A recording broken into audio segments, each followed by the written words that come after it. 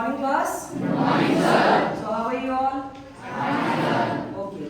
So today we are going to start with a very interesting topic of your maths textbook, and the name of the chapter is simple interest and compound interest. So how many of you have heard about this name? Like हमने simple interest and compound interest. How many of you have studied in your previous class? You have studied it now? Yes. So as today is the introductory class, so we are going to discuss the basic terms that are used in simple interest and compound interest. Okay.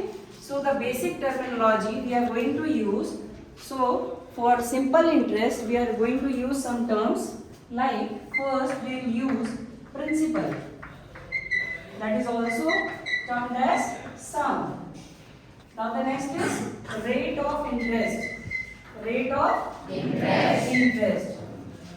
Now the next is time. Time period.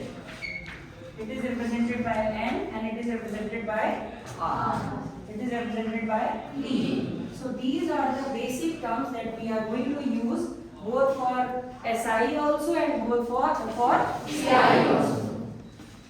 Now we will discuss the formula. So SI is equal to, that is simple interest is equal to principal into rate into time upon 100. This is the basic formula.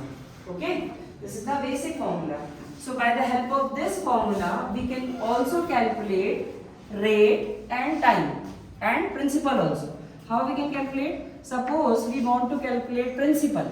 So what we will do, we will write principal. This SI will be cross multiplied by 100. So this becomes SI into 100 divided by R into T. For the same case, like for rate and time, can we calculate with the same formula? Yes, sir. So we can also calculate for the same thing, like rate is SI into 100 upon P into T. Same for time also, SI into 100 upon R into T. So these are the formulas that we are going to use when we calculate simple interest. And simple interest is always calculated directly. That means, for example, if we take one question, a man invests 500 rupees at rate 10% for the time period of 2 years, then calculate the SI. So directly you have to calculate the SI for 2 years. So SI becomes what? Principal is your 500, rate is your 10%, time is 2 upon 100. This 0 goes with this 0. So 5 tens are 50, 52s are 100. That means the person will get a interest of rupees 100 after 2 years. How many of you have understood?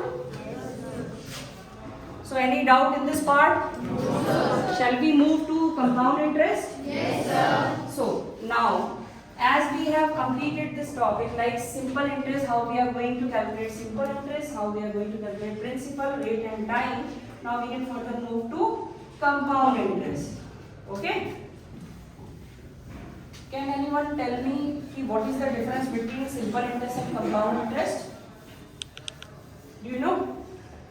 In case of simple interest, we use a different terminology, like we calculate amount first. What we will calculate? Amount. For CI, we will calculate amount, and we have a formula for this, that is A equal to P 1 plus R by 100 to the power N. These terms are same, these terms are same, these terms are same. What is the new term that we have used? This is amount. And this amount will include principal plus interest. That means if we want to calculate the CI, we have to take the difference of amount and principal. By this conclusion, we can say that compound interest is always, amount is always greater than principal because interest is being included in this part. So I hope this topic is clear to everyone. Yes, sir. Now can you differentiate between SI and CI? Yes, sir. Okay. So student, that's it for today. Thank you so much.